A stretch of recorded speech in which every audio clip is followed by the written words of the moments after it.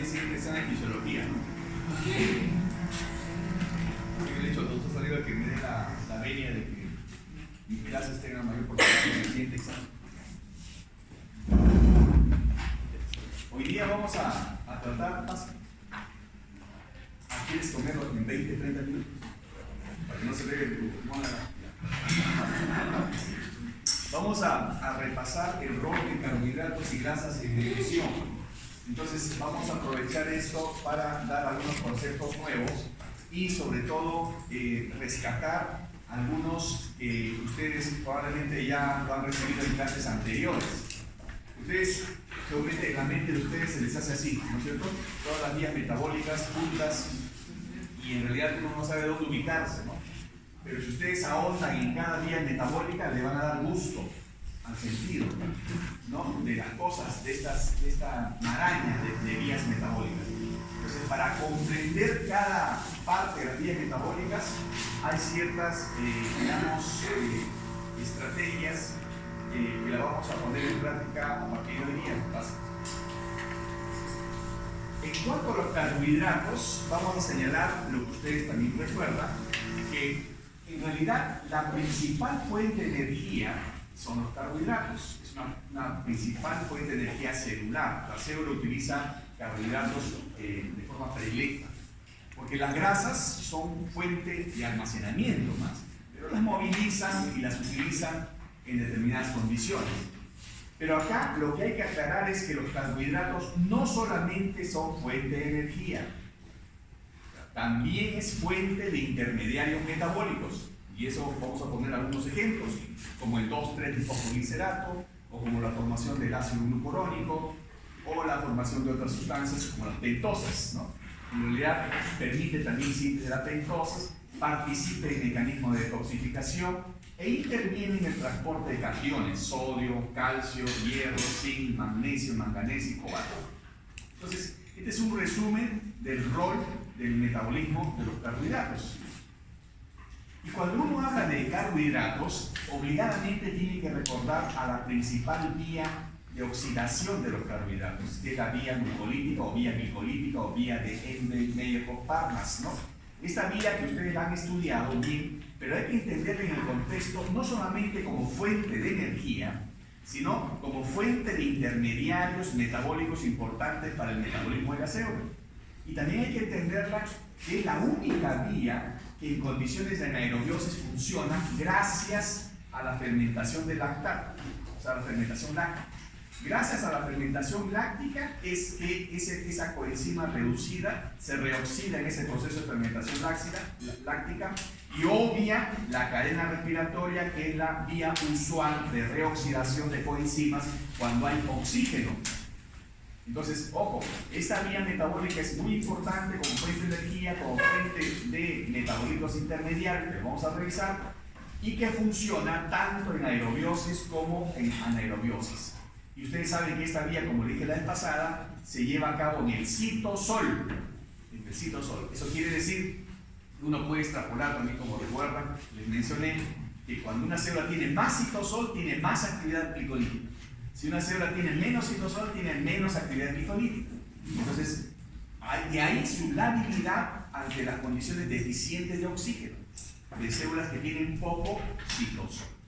Por eso, entender esto es entender ya el inicio de lo que vendría a ser la medicina molecular. Y estos son los componentes, como ustedes recuerdan, ¿no? No le hagan caso a la figura, ¿no? Pero estos son los componentes de la vía glicolítica, ¿no? Recuerden que esta vía forma dihidroxacetona fosfato, la cual liga el metabolismo de las grasas. Vamos a ver cómo se forma el 2,3-difosfoglicerato por este lado, ¿no? Y cómo se forma el lactato, ¿no? Etcétera, y cómo se liberan las coenzimas reducidas, ¿no? Ustedes lo han repasado, ¿no? Y esa es la glicólisis. Ahora, este es el famoso Shuk de Rappaport, ¿no? Es una desviación de la vía glicolítica. Ustedes ven acá el gliceraldehído 3-fosfato, ¿no? Que en realidad se va a convertir ya en 1,3-difosfoglicerato cuando se va a oxidar la glucosa, pero acá hay una especie de desvío parcial que depende del componente enzimático de la célula, porque no todas las células hacen este desvío. ¿Quién es la célula que tiene esta predisposición a hacer este desvío? Es el eritrocito, que forma 2,3-difosfoglicerato y luego rellena. ¿Y para qué forma 2,3-difosfoglicerato? ¿Recuerdan? Para la afinidad hemoglobina-oxígeno. ¿De acuerdo? ¿No? El 2,3-difosfoglicerato va aumentando, disminuyendo, y eso va permitiendo la distribución de oxígeno, o sea, la salida de oxígeno del eritrocito, ¿no es cierto?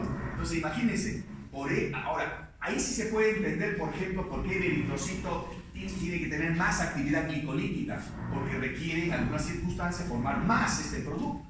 Y por eso es que el eritrocito no tiene núcleo, tiene más citosol, y de ahí la importancia de que tenga más actividad glicolítica. Entonces recuerden que esta es una especie de desvío de carretera a la vía usual, que es esta de la glicólisis. Porque si no se desvía, va finalmente a terminar ¿en dónde? Si hay oxígeno, en el ciclo de Krebs, como ustedes saben, ¿no es cierto? Glicólisis aeróbica termina en piruvato, el piruvato se incorpora al ciclo de Krebs, ¿no? A través de la coenzima A, siempre y cuando haya oxígeno. ¿Por qué? Porque el ciclo de Krebs produce más energía a través de sus coenzimas reducidas. Y esas coenzimas reducidas se tienen que reoxidar, ¿dónde? En la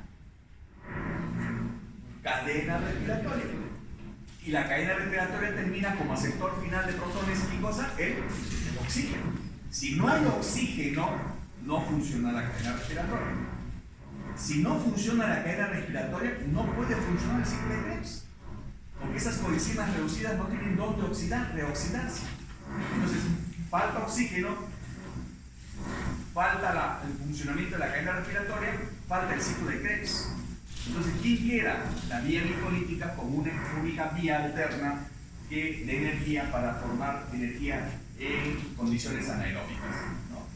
Entonces, acá el piruvato no entra, va a formar lactato, y el lactato reoxida la coenzima reducida, y en vez de reoxidarse en la cadena respiratoria, se reoxida en la fermentación láctica y permite que siga oxidándose la glucosa, pero en condiciones anaeróbicas, pero a costa de una menor producción de energía. Esa es la desventaja. Por eso es que cuando ustedes están en una unidad de cuidados intensivos, ¿no? El ser humano cuando esté enfermo es un ser desde el punto de vista metabólico catabólico. Todo enfermo es catabólico, y al ser catabólico es destructor, ¿no es cierto? Entonces hay que interpretar esa destrucción. Por eso es que el individuo que le falta oxígeno por X motivo acumula lactato. Y ustedes han visto, al faltar energía moviliza las grasas, y al movilizar las grasas se forman cuerpos cetónicos como fuente alternativa de energía. Entonces ustedes tienen que explicar por qué ese individuo hace acidosis, y si hace acidosis acumula el hidrógeno y eso estimula el centro respiratorio. Y el individuo, ¿qué cosa hace frente a una acidosis? Comienza a hiperventilar. Entonces, ¿qué es lo que ustedes van a ver? Van a ver la hiperventilación. Pero ustedes tienen que entender, esa hiperventilación en esta persona es porque está en acidosis, o es porque tiene un problema pulmonar, o tiene algún otro problema que hace que esté hiperventilando, o se está atragantando, ¿no? Entonces, ese es el arte de interpretar un signo o un síntoma que ve en un paciente, pero comprendiendo mecanismos tan finos como este.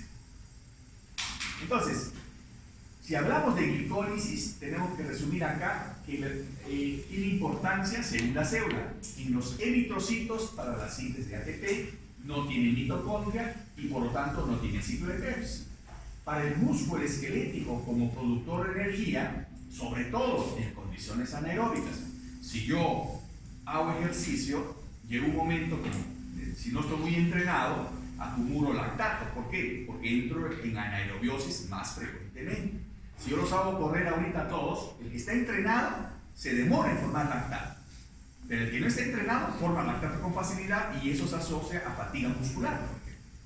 Entonces, por eso es que todo sujeto que está practicando un deporte, ustedes han visto los entrenadores que le hacen hacer, que primero caliente el cuerpo, entre comillas, pero calentar el cuerpo es también oxigenarse, porque al oxigenarse mejor, funcionan mejor las vías metabólicas, especialmente las que tienen que ver con la producción de energía. El tejido adiposo es otra historia, porque esta provee energía, especialmente almacenamiento. ¿De dónde la saca? Para que no se escape, es con el fósforo. Una vez que le meten fósforo, lo encarcelan a la glucosa, y esta glucosa lo que hace es pues fosforilarse, y listo, se fosforila y ya no sale.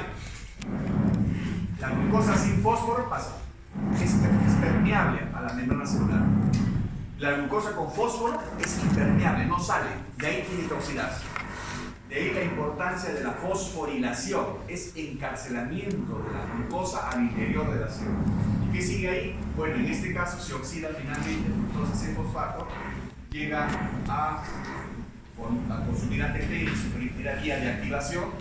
Ahí están las triosas, ¿no? Y finalmente el piruvato, ¿no? ¿Piruvato qué hace?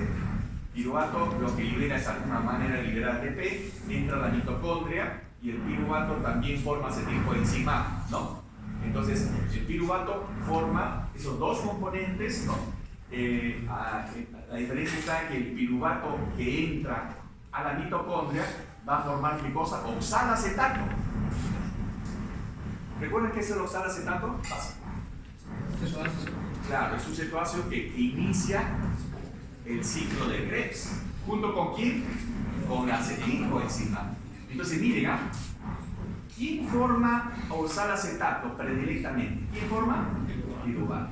¿Quién forma acetilcoenzima? Piruvato. Esta es la vía usual de formar ¿qué cosa? Ciclos de Krebs. Esta es la vía natural de formar ciclos de Krebs. Miren, si yo oxido glucosa, formo ciclos de Krebs. Pero si yo oxido ácidos grasos, no voy a obtener oxalacetato. Voy a tener exceso de acetilcoenzima.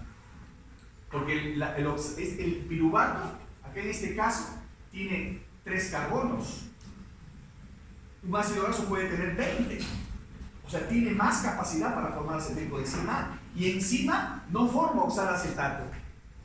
Entonces, si yo oxidara más grasas que carbohidratos, ¿estoy formando ciclo de Krebs? No. Entonces, yo necesito el carbohidrato para formar ciclo de Krebs evidente. Porque si no lo hago y utilizo solamente grasas, mi cuerpo comienza a formar oxalacetato de otras instancias, de aminoácidos, por ejemplo, el aspartato. Entonces yo comienzo a movilizar proteínas. Entonces ya se altera mi metabolismo. Entonces por eso que el ser humano tiene como principal fuente de energía los carbohidratos. Y no solamente eso, sino que el consumo de carbohidratos me permite a que mi metabolismo funcione de manera adecuada. ¿De acuerdo? Entonces miren qué importante es recordar que el piruvato forma acetilcoenzima, ¿no? Y que luego se va a unir en unión matrimonial con el oxalacetato y van a tener sus hijitos, ¿no es cierto? Es el ciclo de Krebs, ¿no? Miren acá, la glucosa. Cuando sube la glucosa, sube la insulina, ¿no? Esa es la natural, ¿no? La hiperglicemia postprandial hace que la insulina salga para que la glucosa entre al medio intracelular, ¿no es cierto? ¿Y qué pasa ahí? La glucosa entra, ¿no? Se fosforila muy bien, entra en su vía de oxidación, ¿no? Forma finalmente piruvato. El piruvato entra, ¿no? Ya saben que forma acetilcoenzima, pero además el piruvato forma oxalacetato junto con acetilcoenzima, ¿no es cierto? Listo. Los dos precursores del ciclo de Krebs, ¿no? La condensación de acetilcoenzima con oxalacetato da origen ¿a qué? Al ciclo de Krebs, todo esto, ¿no?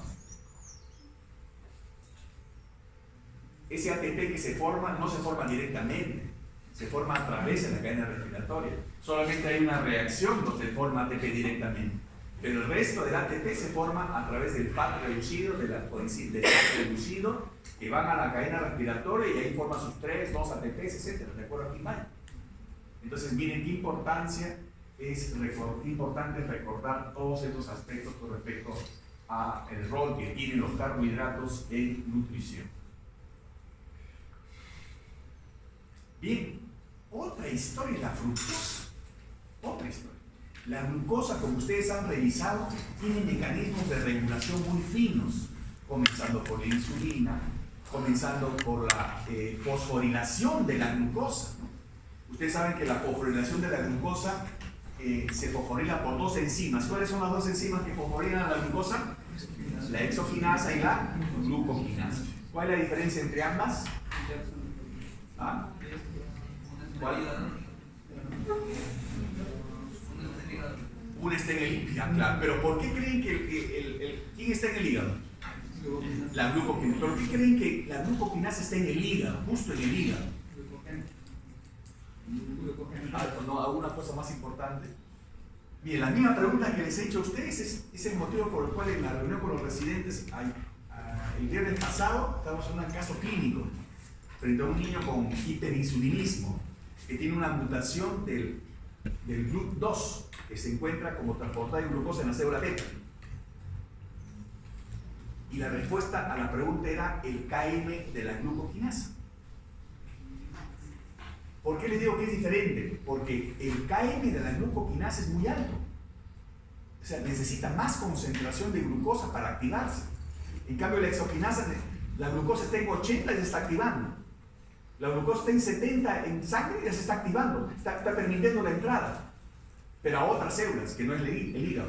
En cambio, el hígado, ¿por qué tiene ese KM tan alto en la glucoquinasa? Porque imagínense pues, ¿dónde va todo el carbohidrato que se absorbe en el tubo intestinal? ¿A dónde va? ¿A qué órgano? Al hígado. ¿Qué pasaría si el hígado tuviera exoquinasa? Todo el carbohidrato se quedaría en el hígado. ¿Me dejo entender? Si se va a arrastrar toda la glucosa hacia el hígado y llega a una concentración baja, o sea, no pasa nada, deja pasar. Pero cuando se activa, cuando ya está muy elevada, agarra su parte y lo fosforila. Y el resto lo deja pasar. Por eso es que ustedes cuando comen, se despiertan porque la glucosa comienza a elevarse y hay una hiperglicemia postprandial, porque el hígado lo permite, pero permite una parte y el resto se queda. Ese es por la glucoquinasa. Entonces, ¿por qué discutíamos el caso clínico? Porque esta mutación de la glucoquinasa, que es el caso, la mutación de la glucoquinasa, este niño tenía, por ejemplo, 28 de glucosa y no había secreción de insulina. Porque uno tiene que entender que, digamos, si hay una glucosa baja, muy baja, la causa puede ser un hiperinsulinismo. Pero la glucosa estaba baja y no había hiperinsulinismo. Entonces dijeron, no es hiperinsulinismo. ¿Y por qué la siguiente muestra, cuando ya no está en 28, sino sube a 48, que está baja, se dispara la insulina por una patología? Porque es la glucoquinasa, que no se activa a un nivel muy bajo, necesita más glucosa para activarse y secretar insulina. Entonces miren, el KM de la glucoquinasa, no se olviden, es diferente al KM de la exoquinasa. Entonces la fructosa es diferente, no tiene muchos mecanismos de regulación. La fructosa, para que recuerden, que es la combi metabólica. O sea, se sube a la avenida, atropella gente, no respeta la luz roja. Así es, desde el punto de vista metabólico. Es una 91. ¿De acuerdo? Imagínense que es así. Entonces, no respeta nada, pega a los policías, todo. ¿Por qué? Porque así es. Desde el momento que entra la fructosa, se absorbe lo que yo ingiero. O sea, va a depender de lo que yo coma. Mi organismo va a aceptar todo lo que yo coma. No es como la glucosa. La fructosa tiene difusión facilitada. La fructosa entra, no estimula secreción de insulina in vitro, probablemente porque la célula beta carece de transportador GLUT5. El GLUT5 tampoco se encuentra en las células cerebrales porque la fructosa tiene ingreso limitado en este tejido y esto provoca ausencia de señales de saciedad. O sea, yo tomo y no entro en saciedad. Por eso que yo tomo refresco, fructosa. Todos los refrescos tienen fructosa. El Tampico, el Pico, el no sé cuánto, Polín, no sé cómo le llaman, el Pulpín, no sé qué más dice, ¿no? Todos esos que dicen la etiqueta carbohidrato, esa es fructosa. Y todavía jarabe de fructosa. Entonces, ¿qué pasa con la fructosa?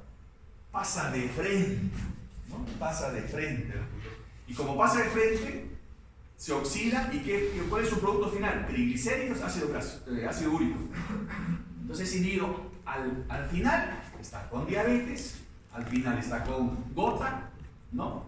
Y acumulado de grasa por la resistencia a la insulina. Entonces, miren, qué importante recordar que la fructosa es diferente a la glucosa. Ahora, es bueno tomar la fructosa porque también es una fuente importante de otros metabolismos, pero la fructosa de las frutas En donde está en bajas cantidades, no es también que esté en elevadas cantidades. ¿Dónde está elevado? Cuando uno consume los líquidos ricos en fructosa.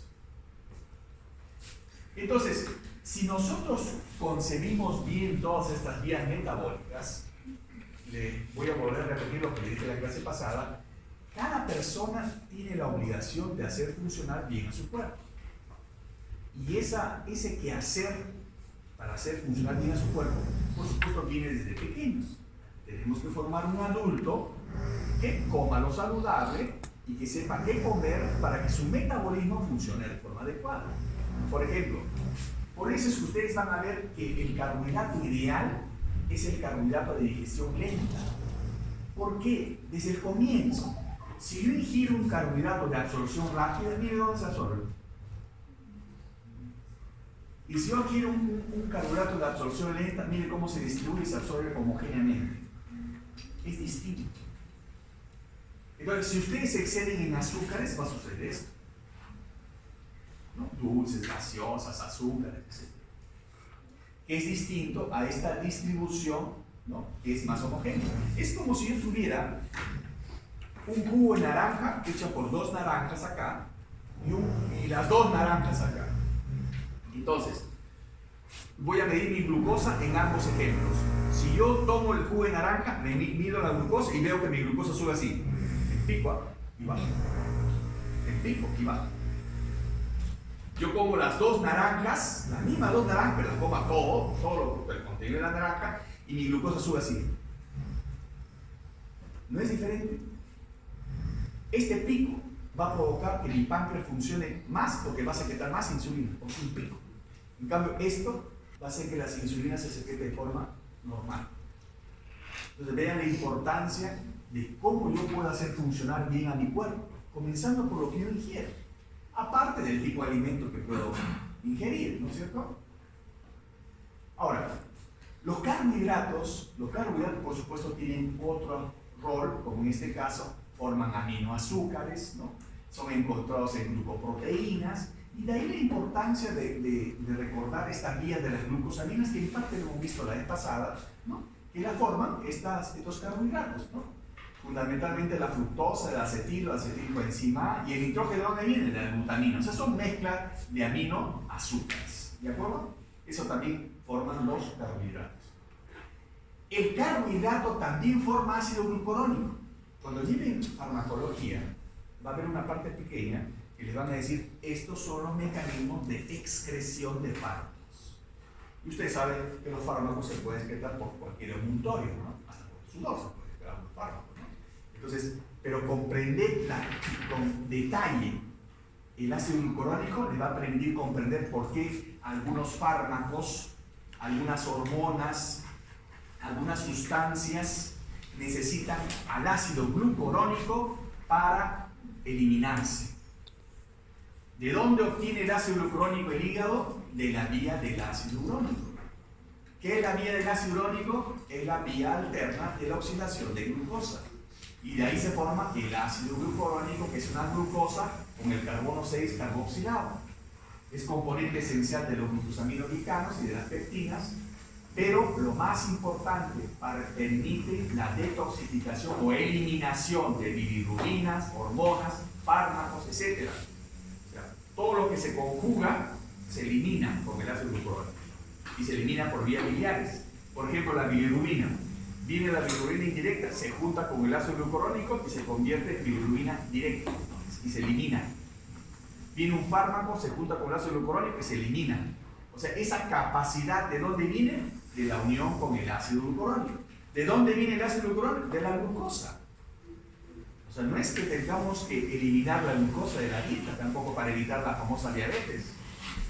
La glucosa también es importante para estos mecanismos de detoxificación. Y también para comprender cómo se forma el sorbitol mediante la vía del poliol.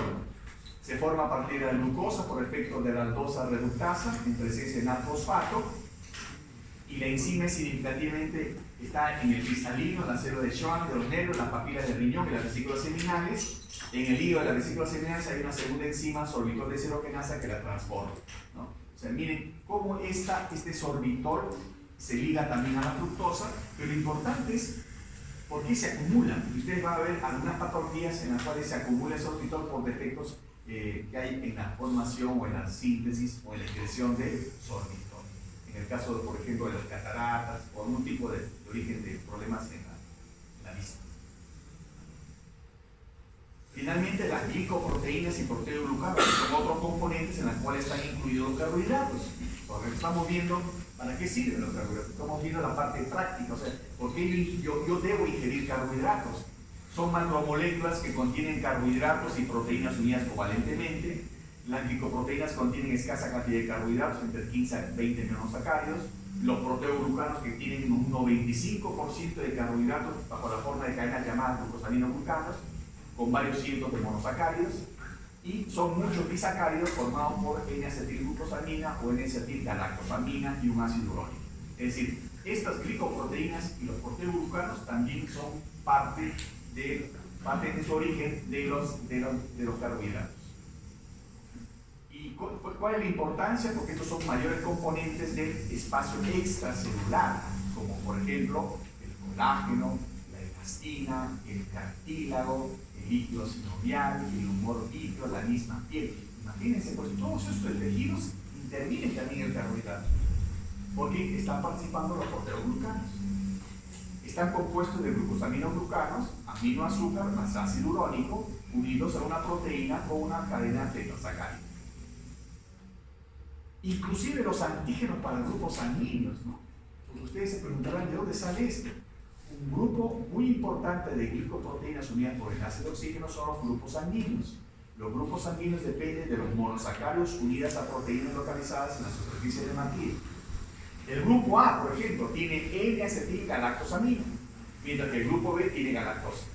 Entonces, imagínense, hasta los grupos sanguíneos los antígenos de los grupos sanguíneos tienen que ver con carbohidratos. O sea, vuelvo a repetir, los carbohidratos no solamente son fuente de energía, sino también son elementos estructurales que permiten formar otras estructuras u otros medios que permiten el funcionamiento adecuado del cuerpo. Y estos son los diferentes proteoglucanos, que solamente lo han escuchado: el ácido hialurónico, el fosfoetilsulfato, el dermatansulfato, el sulfato de queratán, el sulfato de parán y de heparina.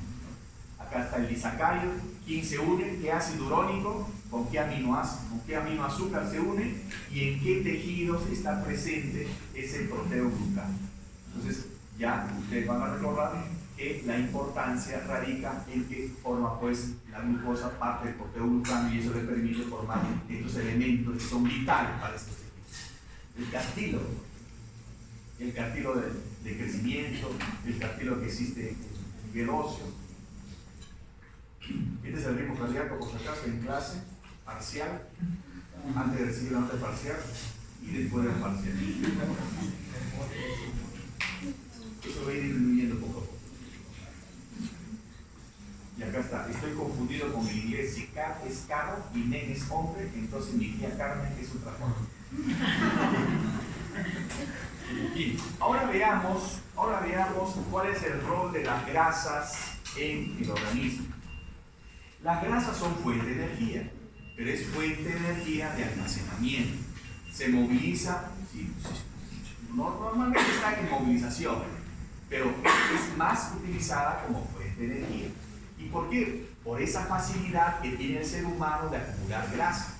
El ser humano acumula grasa. Los mecanismos de regulación que se despiertan cuando un individuo está con hambre son más intensos que los mecanismos que se despiertan cuando un individuo está entrando en saciedad. Los mecanismos que regulan la saciedad son un poco deteriorados en comparación a los que despiertan el hambre.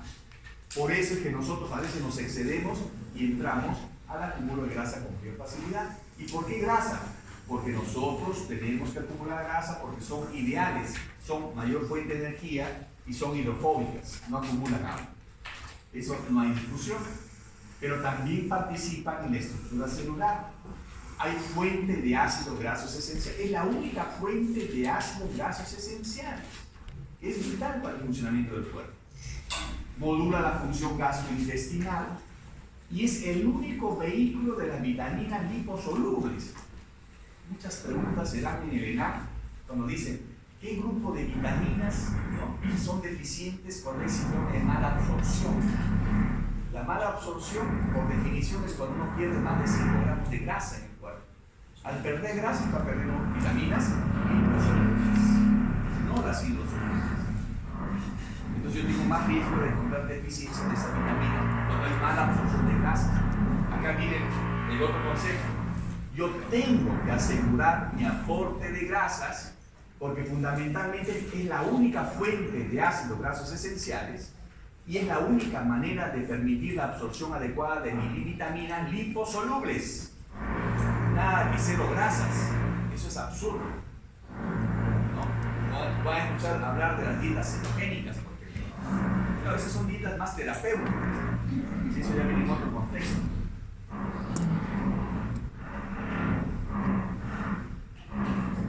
Bien. Y las grasas, no puedo dejar de tocar los triglicéridos, porque son diferentes tipos de grasas. Los triglicéridos, el colesterol, los componentes. Cada uno tiene su función. Los triglicéridos, evidentemente, como tienen ácidos grasos, tienen función más energética, ¿no es cierto? Los triglicéridos.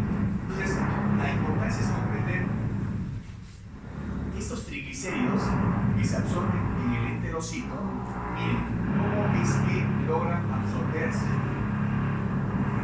Este es el lumen intestinal. ¿Y cómo entran a la linfa? ¿Quiénes entran al conducto linfático? Los triglicéridos con ácidos grasos mayores de 12 carbonos. Si el triglicérido tiene ácidos grasos menores de 12 carbonos, no necesita pasar a la linfa, pasa de frente a la vena porta. Esto es importante. Eso quiere decir que los ácidos grasos de cadena media no necesitan ni bilis ni necesitan pasar a la linfa. Entonces inmediatamente ustedes van a recordar esto cuando estén frente a un paciente con nutrición enteral, un paciente grave, quemado, etcétera, con posoperado, con nutrición enteral, ¿qué le ofertan como grasa? Triglicéridos de cadena media, para que tengan menor esfuerzo en absorberse y para que pase de frente a la sangre a ser utilizado como fuente de energía. Triglicéridos de cadena media. Y por eso que le ofrecen esa solución enteral polímeros de glucosa, no polisacáridos, polímeros de glucosa, las glucosas aisladas, para que tengan menor trabajo. Entonces, esa es la importancia de comprender por qué pasa por uno o por otra vía. Claro, lo fisiológico es esto, porque esta es la única manera de acumular la cantidad suficiente de triglicéridos con suficiente ácido graso para un funcionamiento normal del cuerpo. Esto es en situaciones de emergencia. ¿De acuerdo? Y recordar acá que los triglicéridos están en constante recambio.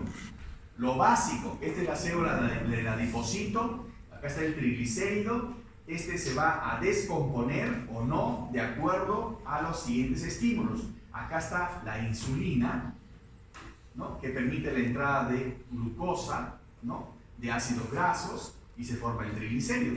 Por eso que la insulina es anabólica, es lipogénica. Les contaba el niñito con hiperinsulinismo. Clínicamente, ¿cómo veo un niñito con hiperinsulinismo? Cachetón, adiposo, gordito. ¿Por qué? Porque tiene exceso de insulina. ¿De acuerdo? Y porque está formando exceso de grasa. ¿En qué momento sucede lo contrario? Cuando el organismo necesita los componentes del triglicérido, los ácidos grasos y el glicerol. ¿En qué momento es eso? El más sencillo es cuando uno entra en ayuno. Si uno está en ayuno, hay lipólisis. ¿Para qué? Para que se libere el ácido graso, ¿no?, y proporcione energía o proporcione cuerpos cetónicos. Por eso es que en el ayuno yo puedo formar cuerpos cetónicos. Y para que libere el glicerol, ¿para qué? Porque el glicerol por gluconeogénesis forma glucosa y evita mi hipoglicemia en el ayuno también, por gluconeogénesis. Entonces, ¿en qué momento sucede una u otra cosa? Cuando la energía se necesita o no. Si estoy en ayuno, a ver, escúchame, si estoy en ayuno, ¿se libera insulina o no? Si estoy en ayuno, mi glucosa baja, ¿no es cierto? Ya, si baja, ¿quién se eleva acá? Las hormonas contrarreguladoras, ¿no? ¿Para qué? Para hacer esto, ¿no?, para que no se baje, no baje mucho la glucosa. ¿Qué es lo que están haciendo las hormonas contrarreguladoras acá? está activando la lipasa para liberar ácidos triglicéridos y formar glicerol y ácidos grasos. ¿Para qué? Porque el glicerol me va a ayudar a formar glucosa, o sea, me eleva mi glucosa. Y mis ácidos grasos me va a ayudar a formar cuerpo cetónico o formar energía también. ¿Se dan cuenta? ¿Cómo es la compensación cuando uno moviliza grasas? Lipogénesis y lipólisis.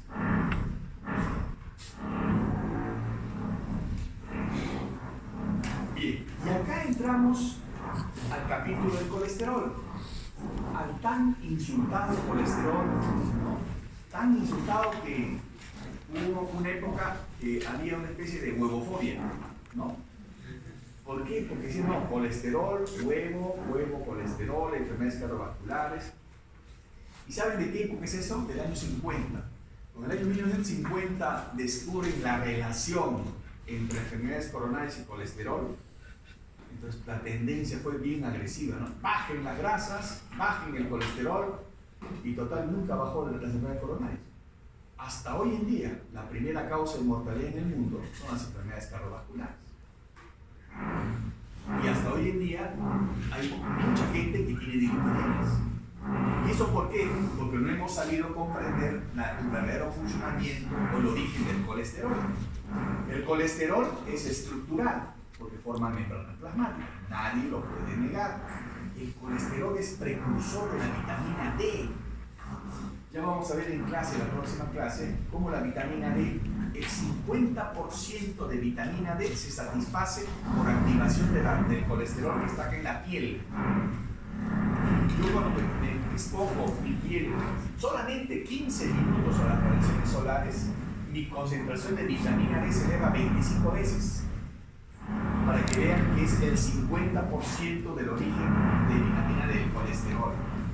Es precursor de las hormonas sexuales. Ustedes van a ver cómo el colesterol permite la formación de testosterona, androstenediona, de hiperandrosterona, estradiol, estrona, todas las hormonas sexuales. ¿De dónde vienen? Del colesterol. O sea, tampoco lo puedo decir cero colesterol. Es precursor del cortisol, como vamos a ver también en las suprarrenales, y de la aldosterona, hormonas importantes. Es precursor de los ácidos biliares. Entonces estamos hablando de un componente importante en el organismo. Y un componente importante que se regula muy bien, ¿eh? Porque acá la regulación es de dos maneras. O yo absorbo colesterol o yo lo sintetizo. Recuerden que en la síntesis de colesterol había una enzima que ustedes la adoraban, que era la beta-hidroximetilbutanilcoenzima reductasa. ¿Se acuerdan de esa enzima? Esa enzima que en 90, es como si lo estuviera viendo acá, 90, 60, 90 esa enzima. ¿No? Es una enzima alostérica. Es la única enzima alostérica en la síntesis de colesterol. Por eso es que todos los fármacos que son hipolipemiantes o hipocolesterolemiantes inhiben a esta enzima. Inhiben a la enzima y inhiben la síntesis de colesterol. Pero acá es primero entender cuánto viene de cada parte, porque este es un circuito de absorción y excreción.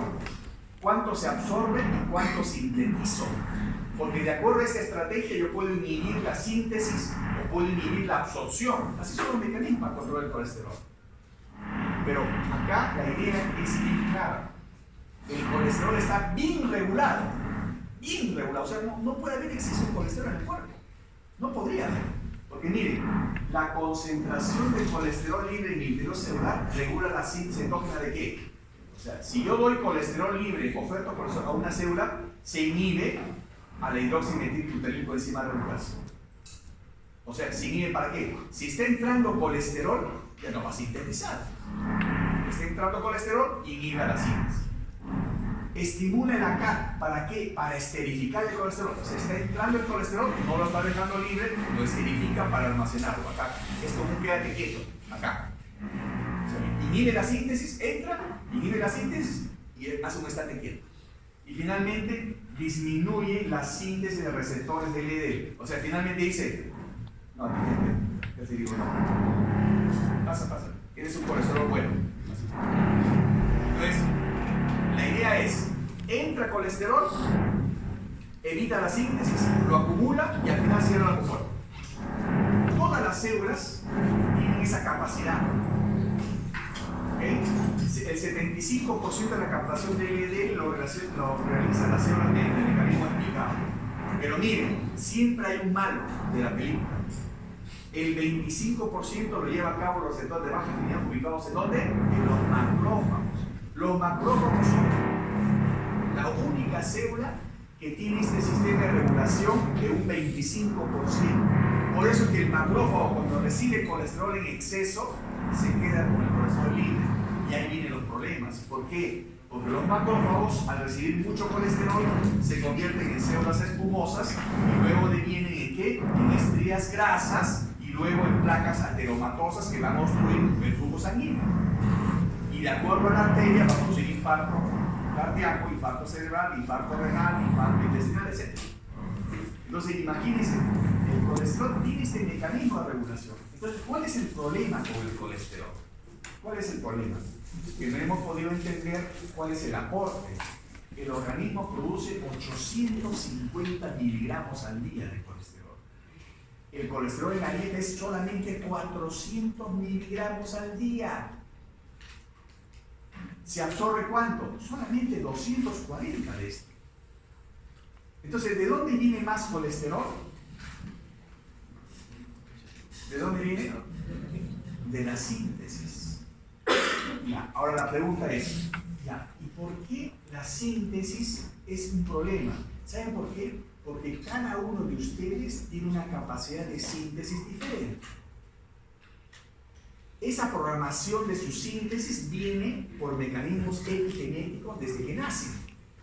Por ejemplo, si yo soy un bebé que nace y recibo lactancia materna, el hecho que reciba lactancia materna en un organismo inmaduro donde recién está regulando sus mecanismos enzimáticos, hace que la leche materna, que tiene más colesterol que la leche normal, más colesterol, pero ¿qué hace ese exceso de colesterol de la leche ideal, que es la leche materna? Hace que la enzima, la beta-hidroxibutyrilmetilcoenzima reductasa, esa enzima, su capacidad de síntesis disminuye.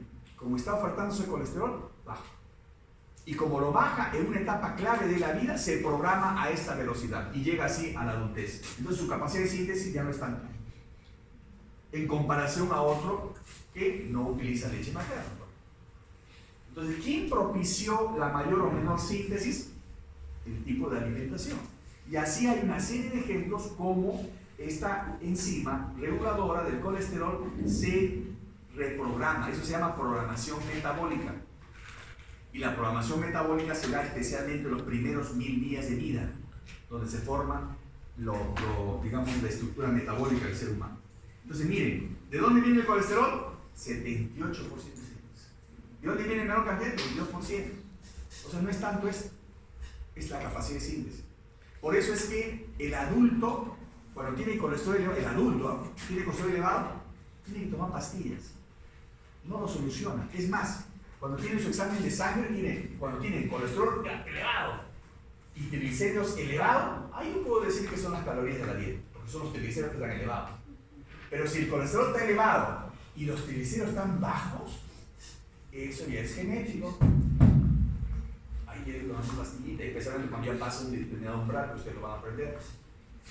¿De acuerdo? Entonces, el hígado sintetiza 10% del total del colesterol, los intestinos otro 10% y el resto prácticamente de todos los tejidos que son capaces de sintetizar. Así que, amigo, es aquel que permanece a tu lado, aún viendo que estás frío. ¿Y por qué les pongo este mensaje?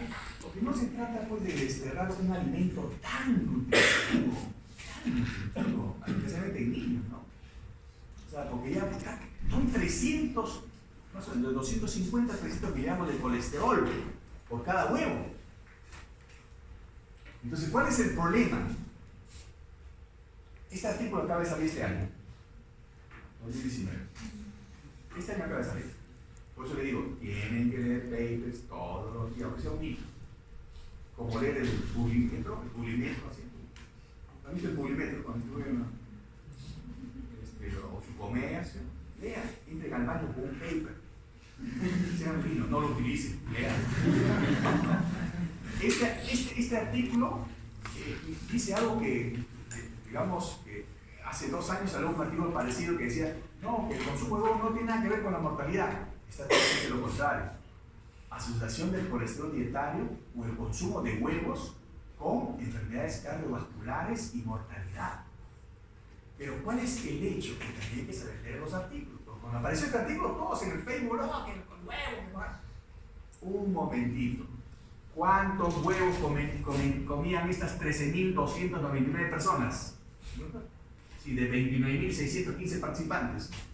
¿Cuántos huevos comían? Más de uno. Comían 2 o más. 2, 3 huevos al día. Y ahí viene otra la importancia en nutrición. Porque en nutrición, el problema en la nutrición es ni mucho ni poco. Pero ¿cuál es lo mucho y poco para él? ¿Cuál es lo mucho y poco para él? Yo no sé. O sea, uno hace cálculos, pero uno no sabe exactamente. Entonces, acá es cuando consumía más de uno. Y lo que consumía uno, no había problema. Entonces, miren, qué importante es conversar sobre esto. Y por eso que el título dice consumo de huevos y enfermedad cardiovascular. ¿Alguna pregunta ahí? Bien, los fosfolípidos son otro componente de las grasas, ¿no? Ustedes saben que estas tienen un rol fundamentalmente en la estructura celular, ¿no? Especialmente la membrana citoplasmática y los componentes de las organelas, fundamentalmente ahí. También juega un papel importante en la activación de ciertas enzimas. Pero ojo, importantísimo componente de surfactante pulmonar. Ustedes saben el papel que cumple el surfactante pulmonar, ¿no es cierto? El neumocito lo sintetiza para que el alveolo no se pegue, ¿no? Si no hubiera esto, se pegaría y ya no podría respirar el ser humano, ¿no? Por eso que los prematuros que nacen con su pobre surfactante les inyectan surfactante para que el alveolo se despegue y pueda respirar el bebé, ¿no? Entonces, ¿pero de dónde viene el surfactante? Viene de un derivado, ¿no? ¿De dónde? De los fosfolípidos. O sea, las grasas también tienen otro rol diferente al que nosotros estamos acostumbrados a ver. Por eso es importante la grasa y por eso que los niños tienen diferente proporción de grasas que el adulto. Generalmente tiene más del 45% del aporte de calorías. Un adulto no debe sobrepasar el 30% de las calorías en grasa, ¿no? Además que componente de la bilis, ¿no? Sobre todo la fosfatilicolina. Ustedes saben el papel que tiene la bilis, ¿no? Solo utilizan el colesterol o las grasas, ¿no? Pero también hay problemas, ¿no? Con la secreción de bilis, los cálculos, cuando hay disminución de esta producción de fosfolípidos. ¿Cuántos tendrán esta disminución de producción de fosfolípidos por no hacer una dieta adecuada? Síntesis de sustancias de señalización celular. Estos son interesantes. Todos los mecanismos de señales internas tienen que ver con los fosfolípidos. El fosfatilinol, la fosfatilicolina, el ácido araquidónico, las prostaglandinas, los prolaxanos, los leucotrienos, todos ellos ligados a fosfolípidos. Y finalmente, los ácidos grasos.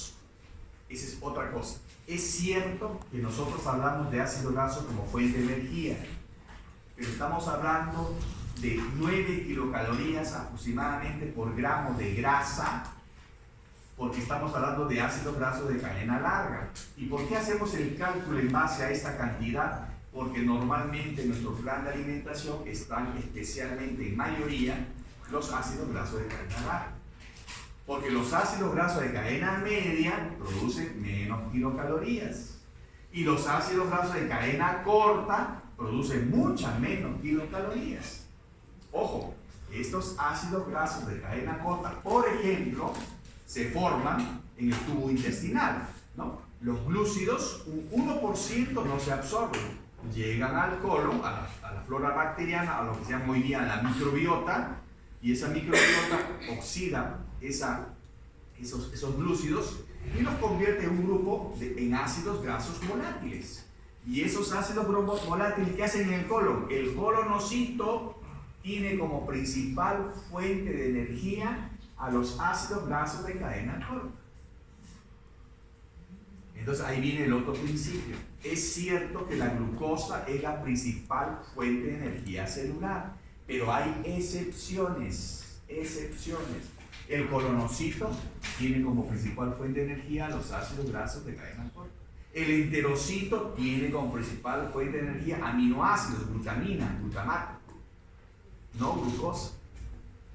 Pero la pregunta, si le dicen, ¿cuál es la principal? Que también tiene que aprender la pregunta, ¿no? ¿Cuál es la principal? Principal, que sí que hay otras que no son principales. La principal fuente de energía es la glucosa. ¿No? Es diferente a decir, ¿cuál es la única fuente de energía? Es otra cosa. Por eso que hay que leer bien el texto, ¿no?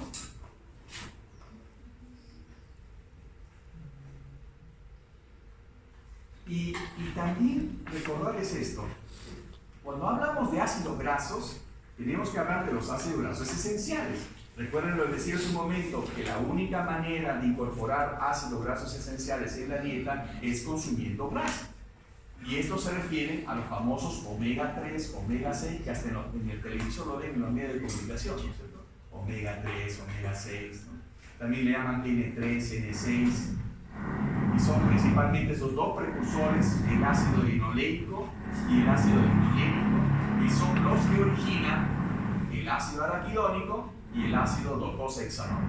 Estos son en conjunto los ácidos grasos esenciales. ¿Cómo se descubrieron? Miren, en el año 28, Evans y Burke notaron que ratas alimentadas sin grasa, pero con vitamina A y D, presentaban reducción de la velocidad de crecimiento y deficiencia reproductiva. Trabajos posteriores demostraron que se curaba el fenómeno con ácido linoleico, linolénico y araquidónico. De la importancia de la presencia de estos como un mínimo no negociable y dañino. Las membranas celulares tienen hasta 15% de araquidónico. Y el docosahexaenoico, que se sintetiza a partir del linolénico o se ingiere en el aceite de pescado, que es uno de los alimentos más completos, es rico en la retina, corteza cerebral, testículos y esperma. Sobre todo en la corteza cerebral. ¿Y saben qué alimento tiene gran cantidad de docosahexaenoico? La leche materna. Por eso es importante para el desarrollo cerebral. ¿Y cómo los llaman? Miren, los llaman de diferentes maneras. Ácidos grasos poliinsaturados, o los llamados PUFA, ¿no? En inglés, nos gusta decir las siglas en inglés, ¿no? Ácidos grasos esenciales, omega 3, omega 6. ¿Por qué se llaman omega 3 y omega 6? Importantísimo. Los ácidos grasos omega son poliinsaturados, o sea, son doble cadena. Son más reactivos, por eso que forman más radicales peróxido, ¿no? Radicales derivados del oxígeno. Es decir, tienen dos o más dobles ligaduras. Y el nombre omega proviene del átomo de carbono donde está ubicada la primera doble ligadura, contado desde el final de la cadena de grasa. Por ejemplo, miren, este es un omega 6, ¿por qué? Carbono 1, 2, 3, 4, 5, 6, acá están los omegas. Carbono 3, omega 3, 1, 2, 3. ¿De acuerdo? Por eso se llama omega 3, omega 6, o también le llaman N3, N6. ¿De acuerdo? ¿Dónde están los dichos ácidos grasos esenciales? Los vegetales. Todo lo que es verde es bueno. Por eso uno de los colores que prefiero en mi vida, es el verde. Soy verde. Verde tiene calcio, hierro y zinc. El verde tiene calcio, hierro y zinc. ¿No? Y tiene la propiedad de tener omega 6, omega 3, las algas, por ejemplo. El omega 3 en pescados es importante. Todas las sociedades de nutrición recomiendan que uno debe comer 2 veces a la semana pescado. En ambos grupos cumplen funciones biológicas. Los de cadena más larga pueden formarse mediante transformaciones enzimáticas a partir del linoleico o linoleico. ¿En qué radica su importancia? En que repercute a nivel cardiovascular, en el sistema inmune, en el sistema nervioso, hasta en el sistema reproductivo. Hay muchos trabajos al respecto de la importancia de estos ácidos grasos esenciales en todos estos temas. Y las investigaciones van en ese sentido: ayudar a combatir el cáncer, disminuye los efectos de la esclerosis múltiple, mantiene la piel suave y nutrida, favorece el crecimiento durante el embarazo, impide niños prematuros, produce prostaglandina reacción antiinflamatoria, fortalecen arterias, a la vez vuelve más fluida la sangre, disminuye el dolor producido por la angina. Es decir, todas las investigaciones con los ácidos grasos esenciales son muy diversas. Y el famoso ácido docosahexaenoico en el niño es el mayor determinante de la composición y función de las neuronas. Mayor concentración en la corteza cerebral y en la retina. En estos tejidos forma más del 50% del total de ácido graso de los fosfolípidos de la membrana.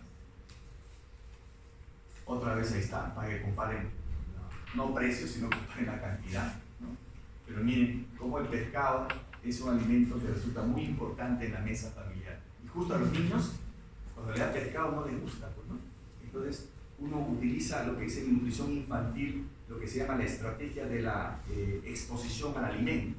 Así se llama la estrategia. ¿Qué significa la exposición al alimento?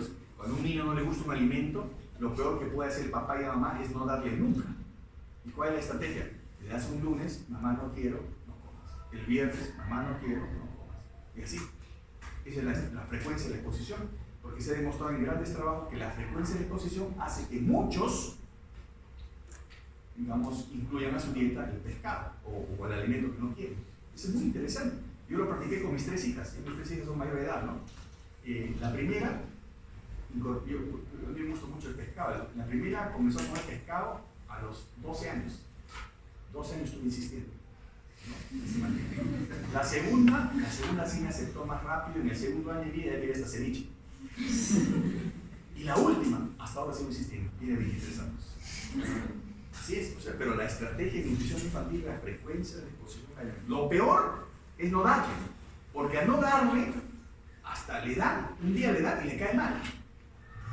Por ejemplo, si a Carlito no le gusta quinoa, a veces van a la casa de la abuelita y, mamá, ya sabes, a Carlito no le gusta quinoa, ¿no? ¿Escucha eso? No le gusta quinoa, sirve su huevito con su arroz y su papita frita.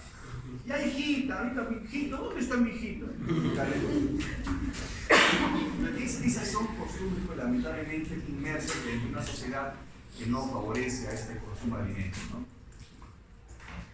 Y esta es la necesidad de energía de ácidos grasos esenciales, ¿no? El 30% de las calorías en forma de grasa, eso estamos de acuerdo, ¿no? Del total, 8% deberían ser ácidos grasos esenciales, inclusive con una relación muy adecuada entre omega 6 y omega 3, entre 5,1 a 3,1, ¿no? Y para la prevención de síntomas es 1 a 2% del ácido linolénico, y esto influye pues no solamente en la composición, sino en el desarrollo del milenio, ¿no? Donde el linoleico es muy importante. Y el cis-trans, acá solamente para recordarles, ¿no? Que la forma como está distribuida digamos estas moléculas de hidrógeno tienen que ver también con su composición, porque cis significa en el mismo lado y trans significa en el lado opuesto, ¿no? O sea, acá está en el mismo lado y en el lado opuesto, ¿no? Entonces, acá nuestro metabolismo utiliza la forma cis, no la forma trans. Tiene gran dificultad en utilizar la grasa trans. Es más, la grasa trans eleva mucho, evita que se degrade el triglicérido, levanta mucho el colesterol. Entonces, es importante también la forma de ácido graso, ¿no? Que es la forma cis, no la forma trans. Miren, a veces parece acné, ¿no? ¿Esto parece un acné o no? Parece, ¿no? Pero no es acné, miren. ¿Qué es esto? ¿Qué? Pero es lo más común, ¿no? Pero es algo amarillento. Ya si es amarillento no es tan verrudo, miren, es algo amarillento. ¿Qué cosa es? Ya, lipoma no es polipo, lipoma es más claro, ¿no? Ya, ¿cómo se llama cuando se acumula la grasa acá de colesterol? Ya, bueno, por fuera. ¿Cómo se llama? Nunca leí, si estoy seguro que lo leí. ¿Cómo se llama cuando se acumula el colesterol y forma un nódulo en la piel? San Benito, no, pues santomas. Muy bien, ¿qué es un santoma? Y no solamente es uno, miren. Es claro, por supuesto que no es lo común, ¿no? Esto es consecuencia de lo que se llama hipercolesterolemia familiar. Es decir, la persona no tiene su capacidad de regular el colesterol, lo acumula con mucha facilidad de manera por razones genéticas, ¿no? Y hace, pues, y mucho por defectos del receptor de LDL que permite que las compuertas estén abiertas y entre el colesterol. Entonces no hay sistema de regulación adecuado, porque ya le dice, detiene, almacena y inhibe la síntesis, ¿no? Ese mecanismo no se pone en juego cuando no hay la puerta, cuando no está la puerta cerrada. Y mire, cuando está la puerta cerrada, mire cómo entra. Y estos niños no viven mucho, ¿no? Mueren a los 35 años máximo. Este niño tenía 6 años, ¿no? Y su colesterol estaba en 1200, ¿no? Y bajó a 600. Todos estos niños, yo tengo 2 pacientes que no están en el Perú, están en Japón. En Japón, ¿qué están haciendo en Japón? Aféresis. ¿Qué cosa es aféresis? Un mecanismo parecido a la hemodiálisis. O sea, estos niños van 3 meses a hacerse hemodiálisis, entre comillas, aféresis, para descargar su colesterol que puedan vivir. O uno de mis pacientes lo tengo en el Facebook, que es el que está en Japón. Así que ya saben, el gran problema de nosotros es el impacto de la modernidad. Por eso las palabras más adecuadas para un niño que está creciendo es decir, está bien la modernidad, pero hay que aprender a vivir con la modernidad. La modernidad nos está comiendo. Estamos con el celular. Y dicen, no te pierdas, ahora te vienen en el parque, parecen zombies, ¿no? Con el celular acá, ¿no? Tengan cuidado con esto, porque ese es el impacto de la modernidad en el fenotipo Homo sapiens sapiens obesus, ¿no? Exceso de calorías, sedentarismo, exceso de carbohidratos refinados.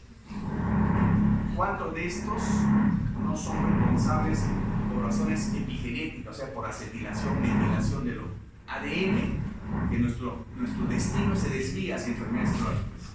Contaminantes ambientales y tóxicos, exceso de grasas saturadas y trans, déficit de ácidos grasos poliinsaturados, omega 3, déficit de consumo de antioxidantes y todo este embudo alimentario. Al final, ¿saben qué nos va a resultar? La nutrigenómica o la medicina genómica, ¿no? Porque antiguamente había el médico de cabecera, antiguamente. Entonces, era el médico de cabecera que hacía todo, individualizado hacia el paciente. Después nos hemos especializado demasiado, está ahí su especialidad. O sea, de lo que atendíamos a un paciente, hemos hecho esto. La atención ha sido más grupal, más poco individual. Y al final, ¿a dónde vamos a llegar? Al mismo lugar donde comenzamos, a atender al paciente solo. No de manera personalizada como médico de cabecera, sino de manera personalizada según sus genes. Porque según sus genes, ahí le voy a dar la cantidad de hierro que le corresponde. No le voy a calcular, le voy a dar exactamente lo que su genoma pide, que no es lo mismo que el genoma del otro compañero. Entonces, eso se llama la nutrigenómica. ¿Por qué razón personas que no comen mucha grasa no tienen enfermedades cardiovasculares? Hay unos que comen como chancho de cocido y por eso es normal, ¿cierto? Y hay otros flaquitos, ¿no? Que parece que se les lleva el viento, ¿no? Y comen un poquito de colesterol elevado. O hay otros que suben solamente 5 kilos de peso y están intolerancia a carbohidratos. O otros que suben 5 kilos no tienen nada. La nutrigenómica nos va a explicar eso. Va a plantear el estudio del efecto de los alimentos en relación a la respuesta genética. Y lo que es más importante, aportar la dieta a medida para cada uno de acuerdo a su constitución genética. Eso va a ser el futuro. Seguramente sus nietos lo van a ver, porque ni ustedes lo ven. ¿Por qué hay tristeza? ¿Sí? Y como están en Halloween, fíjense en el disfraz que yo les recomiendo. Para que lo pasen bien el 31. ¿De acuerdo? Este disfraz se le recomiendo. Ese le va a asustar. Ese le va a asustar.